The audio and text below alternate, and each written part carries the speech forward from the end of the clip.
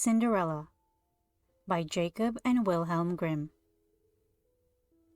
The wife of a rich man fell sick, and as she felt that her end was drawing near, she called her only daughter to her bedside and said, "Dear child, be good and pious, and then the good God will always protect thee, and I will look down on thee from heaven and be near thee." Thereupon she closed her eyes and departed. Every day the maiden went out to her mother's grave and wept, and she remained pious and good. When winter came, the snow spread a white sheet over the grave, and when the spring sun had drawn it off again, the man had taken another wife. The woman had brought 2 daughters into the house with her, who were beautiful and fair of face, but vile and black of heart. Now began a bad time for the poor stepchild. "Is the stupid goose to sit in the parlor with us?" said they. "He who wants to eat bread must earn it. Out with a kitchen wench." They took her pretty clothes away from her, put an old gray bedgown on her, and gave her wooden shoes. "Just look at the proud princess, how decked out she is," they cried, and laughed, and led her into the kitchen. There she had to do hard work from morning till night, get up before daybreak, carry water, light fires, cook, and wash. Besides this, the sisters did her every imaginable injury. They mocked her and emptied her peas and lentils into the ashes, so that she was forced to sit and pick them out again. In the evening, when she had worked till she was weary, she had no bed to go to, but had to sleep by the fireside in the ashes. And as on that account she always looked dusty and dirty, they called her Cinderella. It happened that the father was once going to the fair, and he asked his 2 stepdaughters what he should bring back for them. "Beautiful dresses," said one. "Pearls and jewels," said the second. "And thou, Cinderella," said he, "what wilt thou have?" "Father, break off for me the first branch which knocks against your hat on your way home." So he bought beautiful dresses, pearls, and jewels for his 2 stepdaughters, and on his way home, as he was riding through a green thicket, a hazel twig brushed against him and knocked off his hat. Then he broke off the branch and took it with him. When he reached home, he gave his stepdaughters the things which they had wished for, and to Cinderella he gave the branch from the hazel bush. Cinderella thanked him, went to her mother's grave, and planted the branch on it, and wept so much that the tears fell down on it and watered it. And it grew, however, and became a handsome tree. Thrice a day Cinderella went and sat beneath it, and wept and prayed, and a little white bird always came on the tree, and if Cinderella expressed a wish, the bird threw down to her what she had wished for. It happened, however, that the king appointed a festival which was to last 3 days, and to which all the beautiful young girls in the country were invited, in order that his son might choose himself a bride.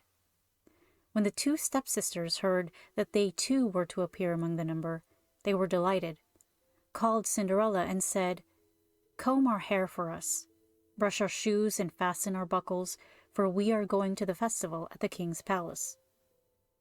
Cinderella obeyed, but wept because she too would have liked to go with them to the dance, and begged her stepmother to allow her to do so. "Thou go, Cinderella?" said she.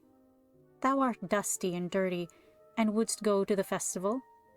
Thou hast no clothes and shoes, and yet wouldst dance?" As, however, Cinderella went on asking, the stepmother at last said, "I have emptied a dish of lentils into the ashes for thee. If thou hast picked them out again in 2 hours, thou shalt go with us." The maiden went through the back door into the garden and called, "You tame pigeons, you turtle doves, and all you birds beneath the sky, come and help me to pick the good into the pot, the bad into the crop." Then 2 white pigeons came in by the kitchen window and afterwards the turtle doves, and at last all the birds beneath the sky came whirring and crowding in and alighted amongst the ashes. And the pigeons nodded with their heads and began, pick, pick, pick, pick, and the rest began also, pick, pick, pick, pick, and gathered all the good grains into the dish. Hardly had 1 hour passed before they had finished, and all flew out again. Then the girl took the dish to her stepmother and was glad, and believed that now she would be allowed to go with them to the festival. But the stepmother said, "No, Cinderella, thou hast no clothes, and thou canst not dance. Thou wouldst only be laughed at." And as Cinderella wept at this, the stepmother said, "If thou canst pick 2 dishes of lentils out of the ashes for me in 1 hour, thou shalt go with us." And she thought to herself, that she most certainly cannot do. When the stepmother had emptied the 2 dishes of lentils amongst the ashes, the maiden went through the back door into the garden and cried, "You tame pigeons, you turtle doves, and all you birds under heaven, come and help me to pick the good into the pot, the bad into the crop." Then 2 white pigeons came in by the kitchen window, and afterwards the turtle doves, and at length all the birds beneath the sky came whirring and crowding in and alighted amongst the ashes. And the doves nodded with their heads and began, pick, pick, pick, pick, and the others began also, pick, pick, pick, pick, and gathered all the good seeds into the dishes, and before half an hour was over, they had already finished, and all flew out again. Then the maiden carried the dishes to the stepmother and was delighted, and believed that she might now go with them to the festival. But the stepmother said, "All this will not help thee. Thou goest not with us, for thou hast no clothes, and canst not dance. We should be ashamed of thee." On this she turned her back on Cinderella and hurried away with her 2 proud daughters.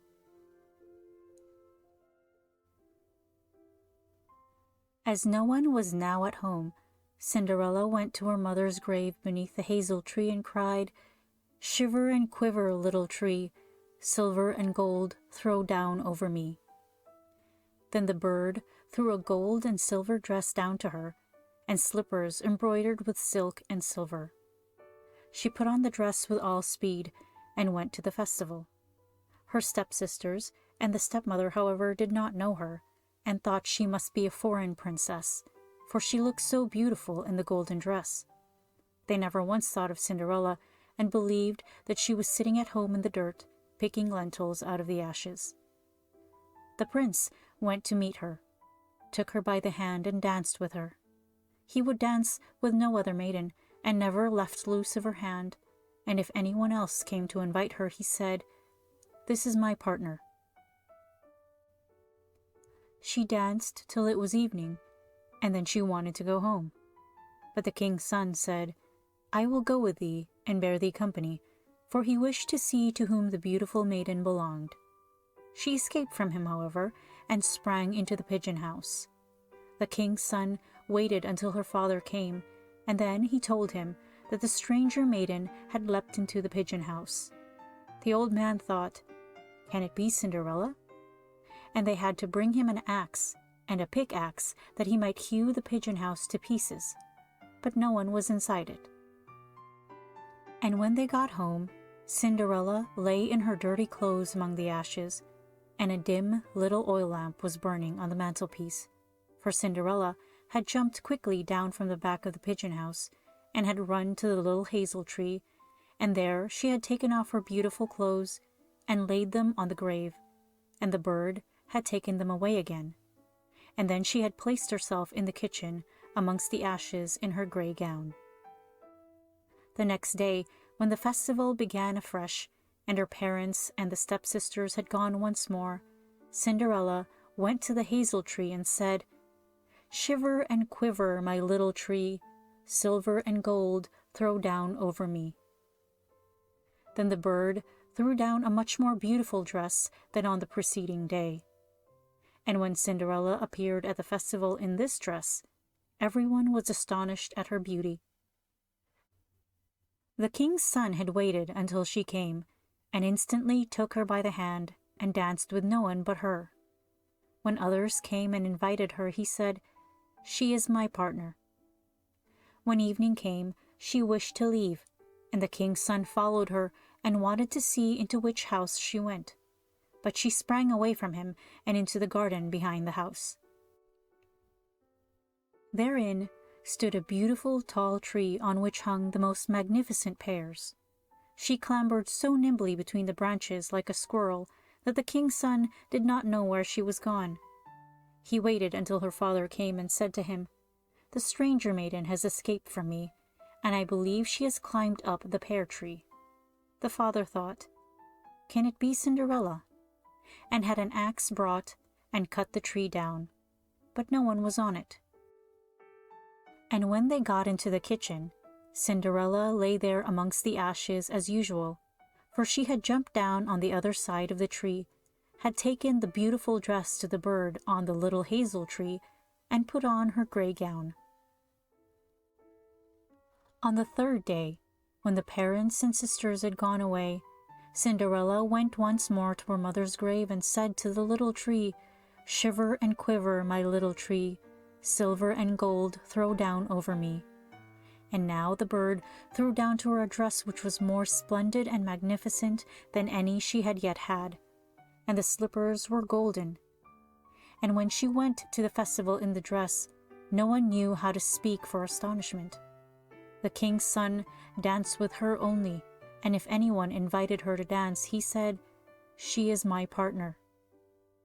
When evening came, Cinderella wished to leave, and the king's son was anxious to go with her, but she escaped from him so quickly that he could not follow her.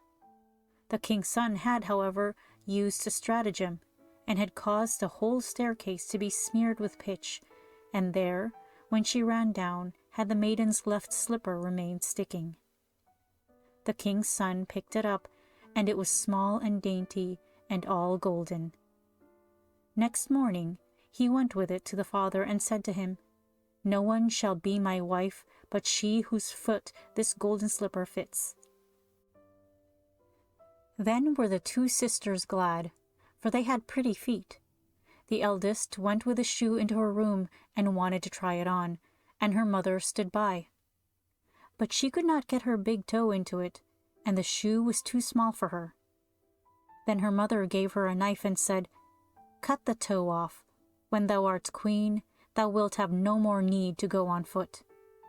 The maiden cut the toe off, forced the foot into the shoe, swallowed the pain, and went out to the king's son. Then he took her on his horse as his bride, and rode away with her. They were, however, obliged to pass the grave, and there on the hazel tree sat the two pigeons and cried, "Turn and peep, turn and peep, there's blood within the shoe. That shoe is too small for her. The true bride waits for you." Then he looked at her foot and saw how the blood was streaming from it. He turned his horse round and took the false bride home again, and said she was not the true one, and that the other sister was to put the shoe on. Then this one went into her chamber and got her toes safely into the shoe, but her heel was too large. So her mother gave her a knife and said, "Cut a bit off thy heel. When thou art queen, thou wilt have no more need to go on foot." The maiden cut a bit off her heel, forced her foot into the shoe, swallowed the pain, and went out to the king's son. He took her on his horse as his bride, and rode away with her. But when they passed by the hazel tree, two little pigeons sat on it and cried, "Turn and peep, turn and peep, there's blood within the shoe. The shoe is too small for her. The true bride waits for you." He looked down at her foot and saw how the blood was running out of her shoe, and how it had stained her white stocking. Then he turned his horse and took the false bride home again. "This also is not the right one," said he. "Have you no other daughter?" "No," said the man. "There is still a little stunted kitchen wench which my late wife left behind her, but she cannot possibly be the bride." The king's son said he was to send her up to him, But the mother answered, "Oh no, she is much too dirty. She cannot show herself." He absolutely insisted on it, and Cinderella had to be called. She first washed her hands and face clean, and then went and bowed down before the king's son, who gave her the golden shoe. Then she seated herself on a stool, drew her foot out of the heavy wooden shoe, and put it into the slipper, which fitted like a glove. And when she rose up, and the king's son looked at her face, he recognized the beautiful maiden who had danced with him, and cried, "That is the true bride." The stepmother and the two sisters were terrified and became pale with rage. He, however, took Cinderella on his horse and rode away with her. As they passed by the hazel tree, the two white doves cried, "Turn and peep, turn and peep. No blood is in the shoe. The shoe is not too small for her. The true bride rides with you." And when they had cried that, the two came flying down and placed themselves on Cinderella's shoulders, one on the right, the other on the left, and remained sitting there. When the wedding with the king's son had to be celebrated, the two false sisters came and wanted to get into favor with Cinderella and share her good fortune. When the betrothed couple went to the church, the elder was at the right side and the younger at the left, and the pigeons pecked out one eye of each of them. Afterwards, as they came back, the elder was at the left and the younger at the right, and then the pigeons pecked out the other eye of each. And thus for their wickedness and falsehood they were punished with blindness as long as they lived.